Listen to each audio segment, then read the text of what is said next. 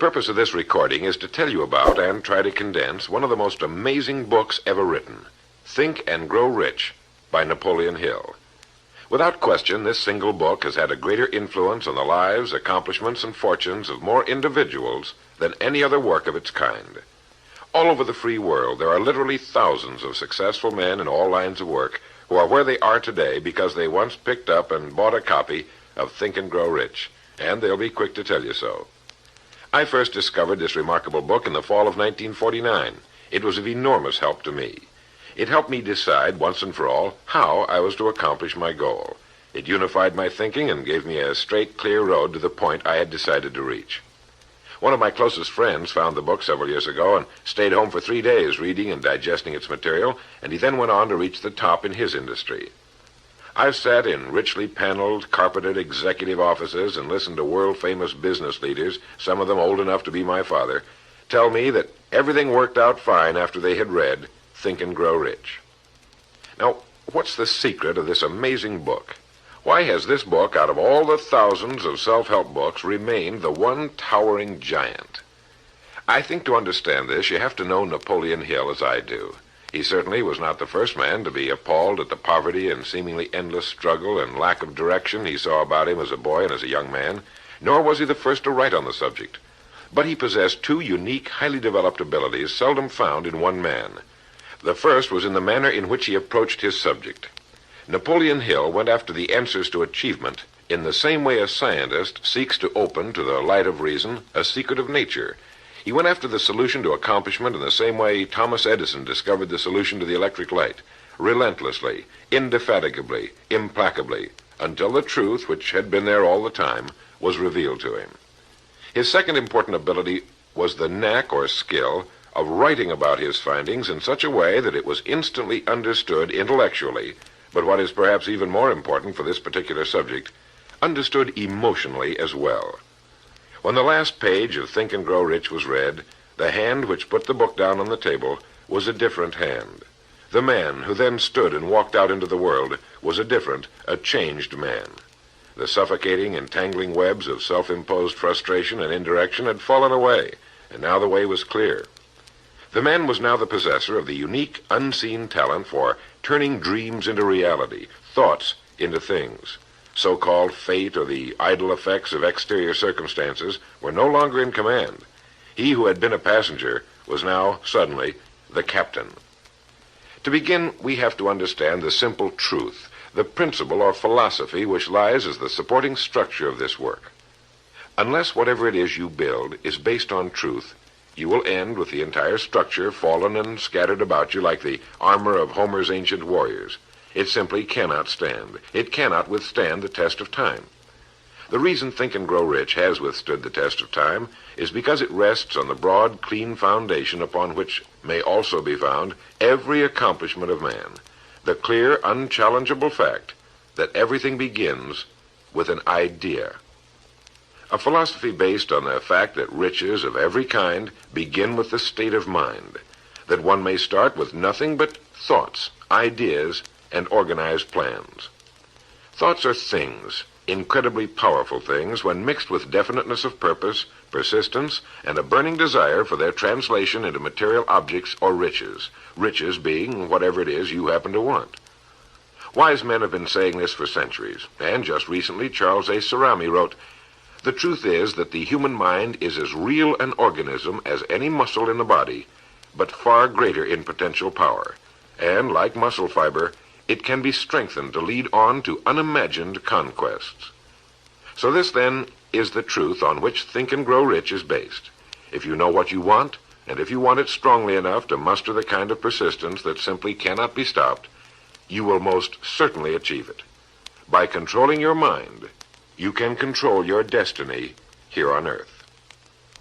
With this as our foundation, let's talk about Napoleon Hill's famous 13 proven steps to riches as found in his book, Think and Grow Rich, remembering, of course, that riches are whatever it is you happen to want. And right here, let me make two important points. The first is that whenever you listen to this record, have a notebook handy and make notes as we go along. The second is that this record was produced for your own personal use, to go with you on your own exciting journey. To play this record for a group will prove to be of only temporary help. Make sure you have your own personal copy to play again and again, particularly at those times when you may feel yourself getting off the track. And now, Napoleon Hill's famous 13 principles. You will notice that we have separated each principle by banding them on the record. In this way, you're given quick access to any particular principle to which you may wish to return for reference. The first principle, desire. Here is the starting point for all achievement, the first step toward riches. But it's right here that we so often run into a stumbling block. A person will say, I know what I desire, but can I get it? We'll get into this business of doubt later, but once and for all, let's clear up this point. This point of whether or not you can accomplish that which you desire with all your heart. I think it was best expressed by Emerson, who wrote, there is nothing capricious in nature, and the implanting of a desire indicates that its gratification is in the constitution of the creature that feels it. In other words, you would not have the desire unless you were capable of its achievement. Each of us has a built-in governor, and our desires are modified by our abilities and leanings. Whatever it is that you desire with all your heart, understand once and for all that it can and should be yours. In Think and Grow Rich, Napoleon Hill cites example after example of why your burning desire is nothing more than an accurate picture of what you will one day become. So right here, firmly establish in your mind that which you desire more than anything else. For, as Helvetius put it, by annihilating the desires, you annihilate the mind. Every man without passions has within him no principle of action, nor motive to act. A good way to determine whether or not you really have a burning desire is to examine the way you go after it. If you go after that which you think you desire tentatively, timidly, in an attempt to play it safe, you don't have a burning desire at all. You can't get to second base if you keep one foot on first. But if you're willing to burn your bridges behind you and say once and for all, this is it, this is what I will do, and I will never retreat, I'll never go back, then you have the sort of desire that can only end in success. It takes that kind of resolve to be able to keep picking yourself up after the falls you're bound to take. The only people who don't make mistakes are those who never try anything. The timid feeders in the lagoon who never venture into the broad, deep sea beyond. While these principles will work for anything you may want, a more harmonious home life, a more successful career, for our example, let's say your desire happens to be more money, to better care for your family and provide for your future years, to get your share of the prosperity that lies ahead. Napoleon Hill gives us 6 definite, practical steps to follow. 1. Fix in your mind the exact amount of money you desire. It is not sufficient merely to say, I want plenty of money. Be definite as to the amount. There's a psychological reason for definiteness, which will be described in a subsequent principle. Number 2, determine exactly what you intend to give in return for the money you desire. There's no such reality as something for nothing. 3, establish a definite date when you intend to possess the money you desire. And 4, create a definite plan for carrying out your desire and begin at once, whether you're ready or not, to put this plan into action. 5, write out a clear, concise statement of the amount of money you intend to acquire, name the time limit for its acquisition, state what you intend to give in return for the money, and describe clearly the plan through which you intend to accumulate it. 6, read your written statement aloud twice daily, once just before retiring at night and once after arising in the morning. As you read, see and feel and believe yourself already in possession of the money, or whatever your goal happens to be. It's important that you follow these instructions to the letter. Play this part of the record over until you have it down to your satisfaction, for this is by far the most important of the 13 principles, and this chapter of the book ends with these words. Through some strange and powerful principle of mental chemistry, which she has never divulged, nature wraps up in the impulse of strong desire that something which recognizes no such word as impossible and accepts no such reality as failure. The second principle is faith. You never would have even thought of your main desire unless faith were tugging at your mind. And if you find it difficult at times to have faith in yourself, you can be certain that you can have faith in these principles. Napoleon Hill writes, "Faith is a state of mind which may be induced or created by affirmation or repeated instructions to the subconscious mind through the principle of conscious autosuggestion. Conscious autosuggestion simply means a suggestion by yourself to yourself, just as an autobiography is a biography written by the person it's about. By getting a mental image of yourself already having accomplished your main desire over and over again, you will muster the faith you need. Faith is vital to accomplishment. The Emperor Napoleon once said, 'All the scholastic scaffolding falls as a ruined edifice before one single word, faith.' Pascal said, 'Faith affirms many things respecting which the senses are silent, but nothing which they deny. It is superior to their testimony, but never opposed to it.' Goethe said, 'Epochs of faith are epochs of fruitfulness, but epochs of unbelief, however glittering, are barren of all permanent good.' And, as Schlegel put it, 'In actual life, every great enterprise begins with and takes its first forward step in faith.' Have faith that you can accomplish that which you seek, for you would never have decided upon it unless it was meant for you to accomplish." In his chapter on faith, Napoleon Hill gives us a self-confidence formula. First, "I know that I have the ability to achieve the object of my definite purpose in life, therefore I demand of myself persistent, continuous action toward its attainment, and I here and now promise to render such action. Second, I realize the dominant thoughts of my mind will eventually reproduce themselves in outward physical action and gradually transform themselves into physical reality. Therefore, I will concentrate my thoughts for 30 minutes daily upon the task of thinking of the person I intend to become, thereby creating in my mind a clear mental picture of that person. Third, I know through the principle of autosuggestion any desire that I persistently hold in my mind will eventually seek expression through some practical means of attaining the object back of it. Therefore, I will devote 10 minutes daily to demanding of myself the development of self-confidence. Fourth, I have clearly written down a description of my definite chief aim in life, and I will never stop trying until I have developed sufficient self-confidence for its attainment. Fifth, I fully realize that no wealth or position can long endure unless built upon truth and justice. Therefore, I will engage in no transaction which does not benefit all whom it affects. I will succeed by attracting to myself the forces I wish to use and the cooperation of other people. I will induce others to serve me because of my willingness to serve others. I will eliminate hatred, envy, jealousy, selfishness, and cynicism by developing love for all humanity, because I know that a negative attitude toward others can never bring me success. I will cause others to believe in me because I will believe in them and in myself."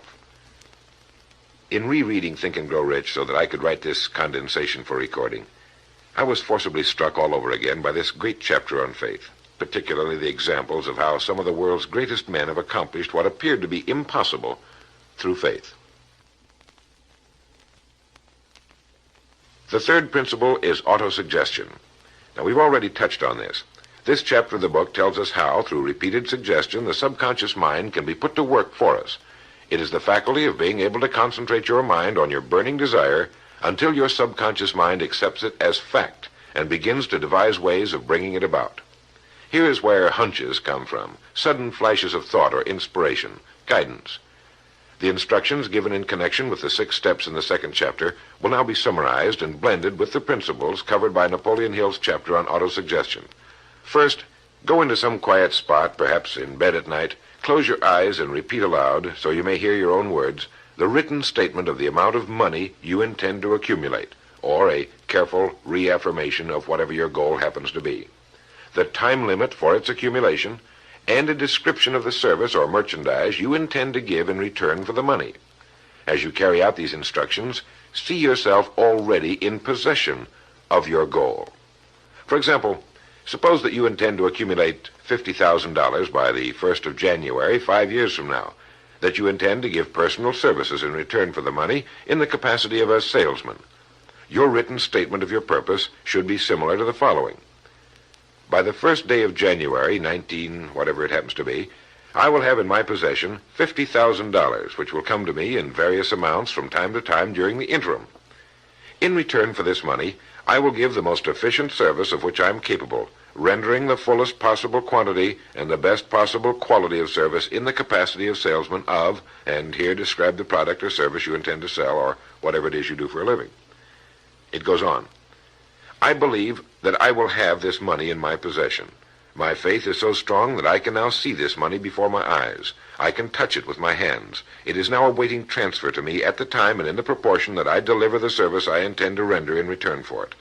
I am awaiting a plan by which to accumulate this money, and I will follow that plan when it is received. Second, repeat this program night and morning until you can see in your imagination the money you intend to accumulate. Third, place a written copy of your statement where you can see it night and morning and read it just before retiring and upon arising until it's been memorized. As you carry out these instructions, you are applying the principle of autosuggestion.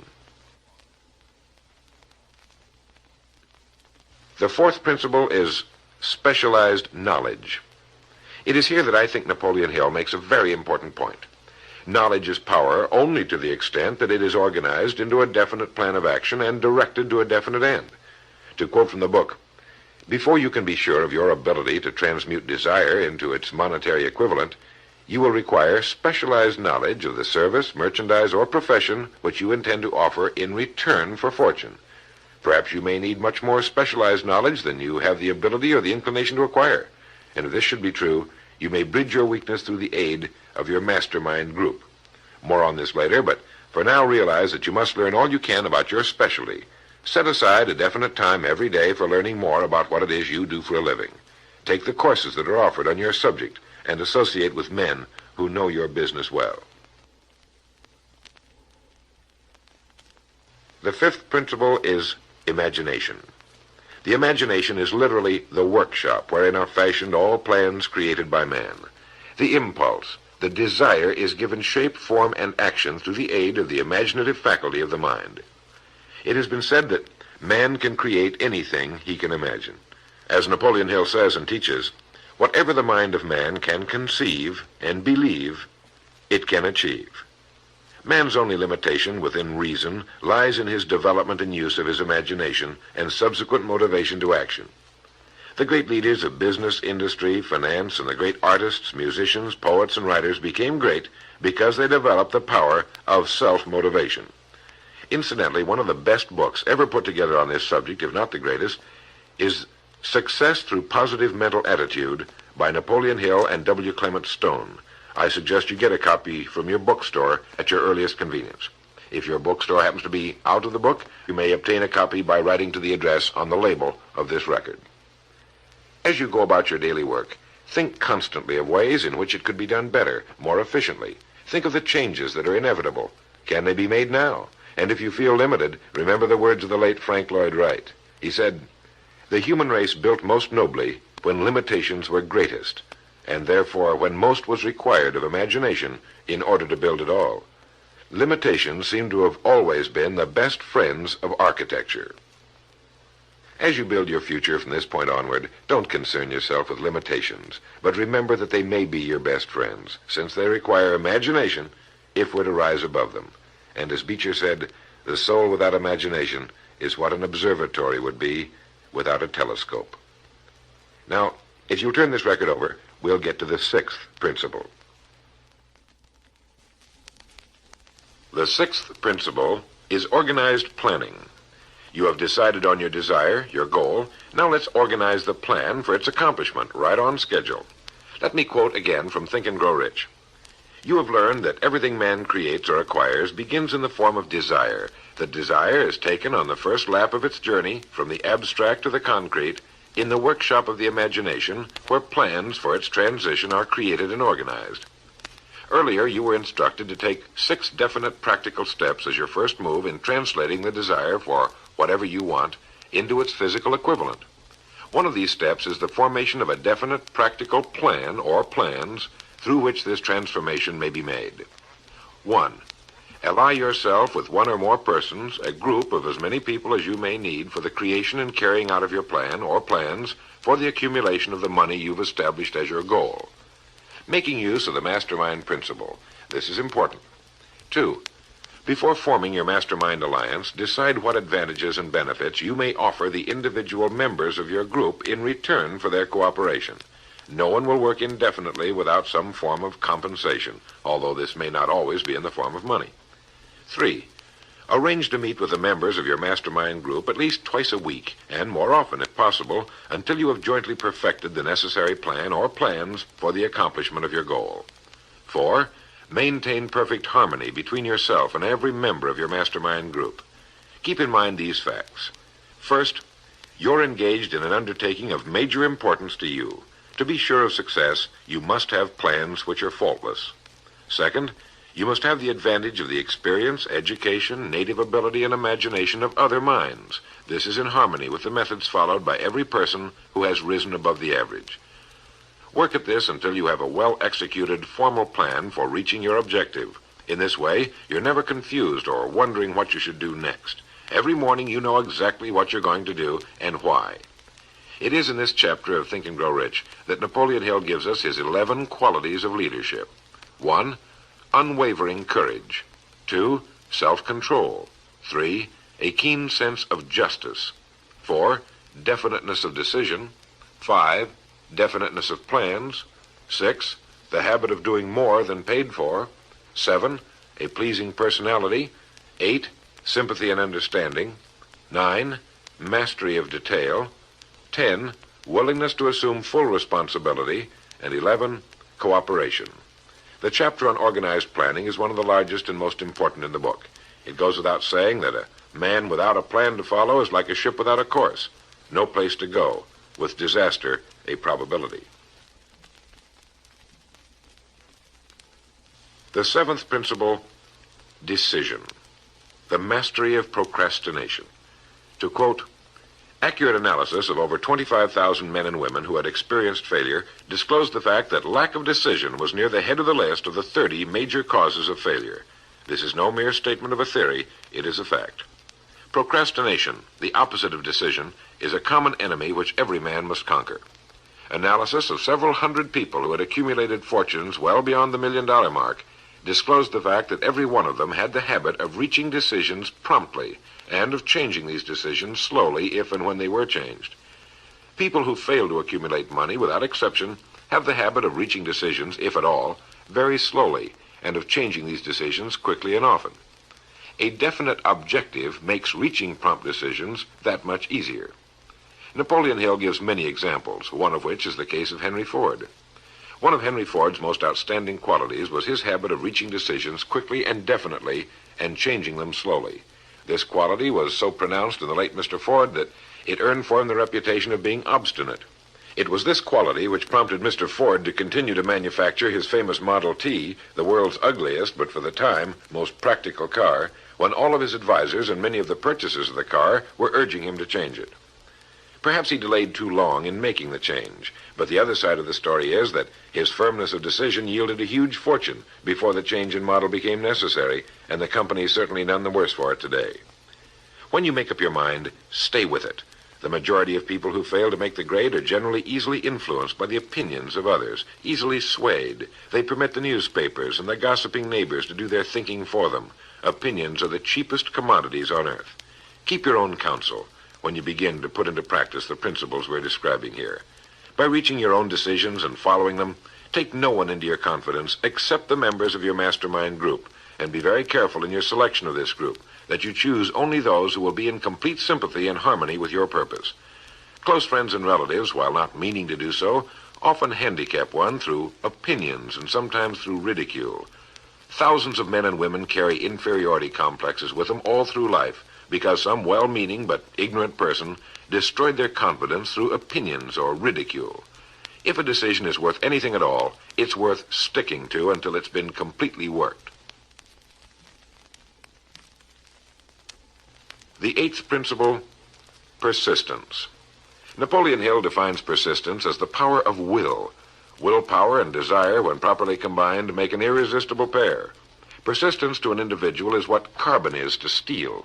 In uncounted thousands of cases, persistence has stood as the difference between success and failure. It is this quality more than any other that keeps the majority from great accomplishment. They'll try a thing, but as soon as the going gets tough, they fold. Experience with thousands of people has proved that lack of persistence is a weakness common to the majority of men. It is a weakness which may be overcome by effort. If you're to accomplish the desire you've set for yourself, you must form the habit of persistence. Things will get dark. It will seem as though there's no longer any reason to continue. Everything in you will tell you to give up, to quit trying. And it's right here that the men are separated from the boys. It's right here that if you'll go that extra mile and keep going, that the skies will clear, and you'll begin to see the first signs of the abundance that is to be yours because you had the courage to persist. With persistence will come success. Persistence is a state of mind. Therefore, it can be cultivated. Like all states of mind, persistence is based upon definite causes, among them these. 1, definiteness of purpose, knowing what you want. 2, desire. 3, self-reliance. 4, definiteness of plans. 5, accurate knowledge, knowing that your plan is sound. 6, cooperation. Sympathy, understanding, and harmonious cooperation with others tend to develop persistence. 7, willpower. 8, habit. Persistence is the direct result of habit. The 9th principle, power of the mastermind. It is in this section that Napoleon Hill describes the importance of forming a group of individuals sympathetic to your desire. They may be individuals with similar plans. A mastermind group can be made up of 2 or more individuals. No 2 minds ever come together without thereby creating a third invisible, intangible force, which may be likened to a third mind. You may have noticed many times that by discussing something with another individual, you suddenly get good ideas as a result of this association. Ideas you would not have gotten without this association. The same thing happens to the other person. A lot of good ideas have been born in individual minds as a result of having met in committee. Associating with your mastermind group is not meant as a means of letting others do your thinking for you. Far from it. It is to stimulate your own thinking through the association with other minds. No one knows everything. The more sympathetic minds you get together, and by sympathetic I mean working for a common purpose, the more related information is going to be available, and great ideas are a combination of related information. So pick the member or members of your mastermind group with care. Make sure they're people you respect and who are hard-working and conscientious. You'll have a lot of fun, and you'll all reach your goals just that much sooner. The 10th principle could be called enthusiasm. That is, the enthusiasm that comes from the channeling of all bodily drives into positive, worthwhile outlets. It is in this chapter that Napoleon Hill describes the importance of the woman, the one and only woman, in the achievement of a worthwhile goal. It seemed quite significant to Mr. Hill that practically every great leader was a man whose achievements were largely inspired by a woman. When things get tough, and you can count on it, they will, you may be deserted by what you thought were friends. But if you've got a good woman, you'll never be alone. She'll be willing to start over again if necessary, and she'll give you the new enthusiasm that comes through her faith in you. Having someone to love is having someone to share your success and accomplishments, to give you the praise that all of us need from time to time. A man can become successful without a wife and family, but all the real joy is taken out of it. Take care of your wife and children as your greatest possessions. The 11th principle has to do with the subconscious mind. The subconscious mind consists of a field of consciousness in which every impulse of thought that reaches the objective mind through any of the 5 senses is classified and recorded, and from which thoughts may be recalled or withdrawn as letters may be taken from a filing cabinet. It receives and files sense impressions or thoughts, regardless of their nature. You may voluntarily plant in your subconscious mind any plan, thought, or purpose which you desire to translate into its physical or monetary equivalent. The subconscious acts first on the dominating desires which have been mixed with emotional feeling, such as faith.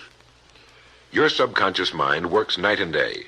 Through a method of procedure unknown to man, the subconscious mind draws upon the forces of infinite intelligence for the power with which it voluntarily transmutes one's desires into their physical equivalent, making use always of the most practical media by which this end may be accomplished. You cannot entirely control your subconscious mind, but you can voluntarily hand over to it any plan, desire, or purpose which you wish transformed into concrete form. No one knows very much about what we call the subconscious or unconscious mind. We do know that it is incalculably powerful and can solve our problems if we go about using it the right way. And the best way is to hold in your conscious mind as often as possible a clear picture of yourself already having accomplished your goal. You know what you want, define it clearly, and then project it on the motion picture screen of your mind. Hold it. See yourself doing the things and having the things you'll have when your objective will have been reached.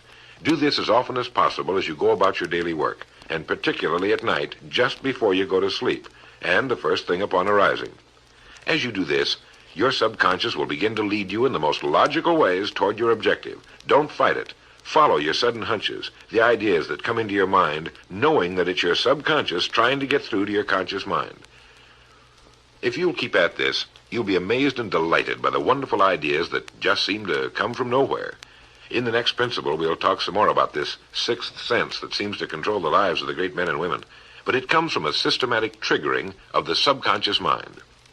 The lives of the great men and women, which seem miraculous to the average person, are nothing more than the fulfillment of their burning desires through the power of their subconscious minds. Time means nothing to your subconscious.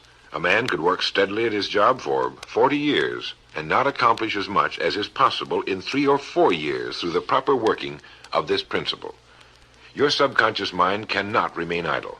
If you fail to plant desires in your subconscious mind, it will feed upon the thoughts which reach it as a result of your neglect.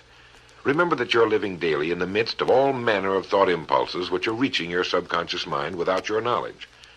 Some of these impulses are negative, some are positive. You are now engaged in trying to help shut off the flow of negative impulses and to aid in voluntarily influencing your subconscious mind through positive impulses of desire. When you achieve this, you will possess the key which unlocks the door to your subconscious mind. Bulwer wrote, "The man who succeeds above his fellows is the one who, early in life, clearly discerns his object, and toward that object habitually directs his powers. Even genius itself is but fine observation strengthened by fixity of purpose. Every man who observes vigilantly and resolves steadfastly grows unconsciously into genius." The key word there is unconsciously. Know what you want. Decide once and for all that it will be yours. Remain steadfast on course, propelled by faith, and your subconscious or unconscious mind will do the rest. The 12th principle, as outlined in Think and Grow Rich by Napoleon Hill, has to do with the brain. If you had access to all the wealth in the world and took a penny, you would be doing exactly what you very probably have been doing in the use of your brain. Nothing in the world is more pitiful than the misunderstanding by the average person of the power of his brain and the minds to which it is connected, the conscious and the subconscious. You own in your brain the most marvelous, miraculous, inconceivably powerful force the world has ever known. Take, for example, the fact that the number of lines which connect the brain cells with one another equal the figure 1 followed by 15 million ciphers. It has been determined that there are from 10 to 14 billion cells in the average human cerebral cortex. It is inconceivable that such a network of intricate machinery should be in existence for the sole purpose of carrying on the physical functions incidental to growth and maintenance of the physical body. This is the mechanism that has given us the supersonic airplane, our deep rocket probes into outer space, the sciences, the arts, all that we know and use today and will use tomorrow, have hatched from this small gray mass each of us carries around. Can you doubt, even for a moment, that it can bring you and yours everything you want here on Earth? Of course it can. If you will recognize your power as an individual and stop acting like those who have never even thought about it. Give it the job you've decided to accomplish and watch it handle it. The 13th and final principle is called the sixth sense. The sixth sense can be described as the sense through which infinite intelligence may and will communicate voluntarily without any effort from or demands by the individual. This principle is the apex of the philosophy. It can be assimilated, understood, and applied only by first mastering the other 12 principles. The sixth sense is that portion of the subconscious mind which has been referred to as the creative imagination. It has also been referred to as the receiving set, through which ideas, plans, and thoughts flash into the mind. The flashes are sometimes called hunches or inspirations. The sixth sense defies description. It cannot be described to a person who has not mastered the other principles of this philosophy, because such a person has no knowledge and no experience with which the sixth sense may be compared. The sixth sense is not something that one can take off and put on at will. Ability to use this great power comes slowly through application of the other principles we've outlined. Many individuals come into a workable knowledge of the sixth sense even before the age of 40, but more often the knowledge is not available until one is well past 50, and this for the reason that the spiritual forces with which the sixth sense is so closely related do not mature and become usable generally except through years of meditation, self-examination, and serious thought. But begin to develop it now by applying the principles we've talked about here. Remember this: man can create nothing which he does not first conceive in the form of an impulse of thought. Man's thought impulses begin immediately to translate themselves into their physical equivalent, whether those thoughts are voluntary or involuntary. Keep fear out of your mind by concentrating on the mental picture of your goal, your greatest desire. Now, I want to mention that Think and Grow Rich as a book carries more endorsements by great men who knew of its truth than any other book of its kind ever written. I'll touch on only a few. All of these great men actually endorsed Napoleon Hill's principles. Former President of the United States, William Howard Taft. F.W. Woolworth wrote that he had built his great chain of stores by applying many of these principles. Robert Dollar, who built the great Dollar steamship line, wrote, "If I had had this philosophy 50 years ago, I suppose I could have accomplished all that I've done in less than half the time. I sincerely hope the world will discover and reward you." Samuel Gompers wrote that the mastery of these principles is the equivalent of an insurance policy against failure. President Woodrow Wilson. John Wanamaker, the merchant prince, wrote, "I know that your fundamentals are sound because I've been applying them in my business for more than 30 years. George Eastman, the world's largest maker of cameras, Thomas Edison, Luther Burbank, Theodore Roosevelt, E.M. Statler, John D. Rockefeller. I think you know that the endorsements of these great men could not have been bought with all the money in the world. What we have been talking about here can change your life, can bring you anything and everything worthwhile you want in life for yourself and your family. Cut yourself away from the average, from the mediocre, and chart your course on the dream in your heart. These 13 principles will never let you down, as long as you use them. And now, it is with great pleasure that I give you the author himself, Napoleon Hill. Thank you, Earl Nightingale. The message which you who are listening have just heard has brought you within 3 short steps of the supreme secret of success. The same secret which has brought happiness, peace of mind, and financial success to countless thousands of people who have read Think and Grow Rich. The same secret which has made master salesmen out of ordinary order takers. And the same secret which has brought friendship, love, and marriage to men and women who have come under the spell of the 13 principles which Earl Nightingale has just described. You desire the better things of life, or you wouldn't be listening to this record. Come with me then, and I will help you chart your course, so you may acquire whatever it is that you desire most in life by following these instructions. 1. Condition your own subconscious mind to work for you while you sleep as well as when you are awake. You can do this by playing this record to yourself every night just before you retire. Then, before you go to sleep, after hearing the record, write out a clear statement of what you wish to accomplish the following day, and request your subconscious mind to work during the night and provide you with the plan you will need to achieve your purpose. 2. Form a personal mastermind group of 2 or more people who are closely associated with you. They can be members of your family, your business, or your professional associates, or people who work where you are employed, and play this record in their presence at least once a week. After you have done this, engage in a friendly roundtable discussion of the 13 success principles, and request each person in the group to participate and to look for inspirational ideas which may help him or her to become more successful.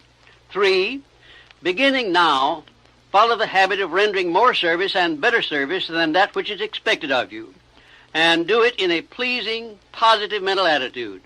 This will make friends for you, it will increase the value of your services, and it will attract opportunities by which you may get from life whatever it is that you most desire. Follow these instructions to the letter, and you will surely see the day when you can express a prayer of gratitude for having had the privilege of hearing and acting on the message which Earl Nightingale has given you through this record. And now, may I reach out across the space and the time which separate us and offer you a hand of friendship and a sincere prayer that you will be blessed with a richer and a fuller life because of this message. Your big opportunity may be right where you are now. Follow these instructions faithfully, and it will reveal itself to you. This is Napoleon Hill saying, don't search for opportunity in the distance, but recognize it and embrace it right where you are.